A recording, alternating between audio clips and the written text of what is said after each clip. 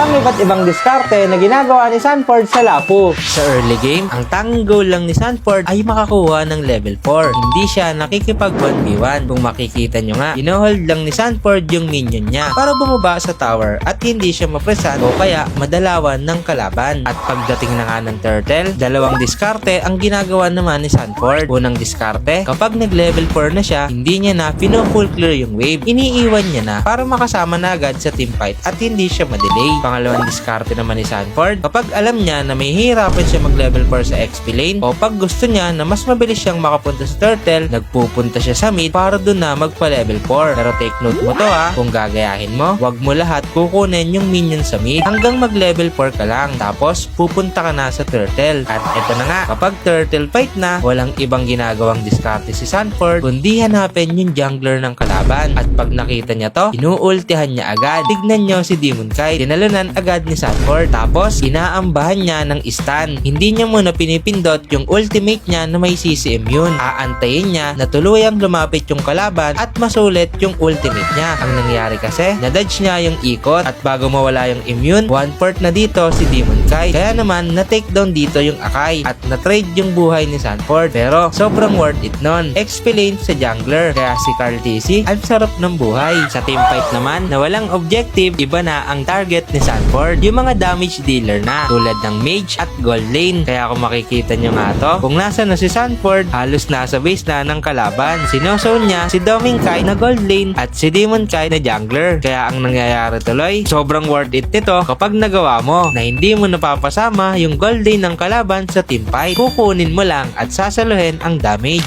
At eto naman ang bagong binubuo ni Sanford sa Lapu-Lapu. Top Boots, War Axe, Oracle, Antique Kiras, Athena at Immortality. At ang alternative item mo naman na pwede mong ipalit sa Antique Kiras or Athena, itong Dominance Eyes kapag alam mo na maraming sustain sa kalaban. Sa emblem naman, Fighter Emblem pa rin. Agility para mabilis kang makapunta sa team fight. Festival of Blood, Brave Smite para may pang sustain ka sa lane mo. At yun lang, gawin mo na to. Yung mga ginagawang diskarte ni Sanford. At baka ito na ang makapagbigay ng win streak sa'yo. At para lagi ka rin updated sa meta, huwag mo kalimutan mag-follow ha. Sana may natutunan kayo. Sana makatulong.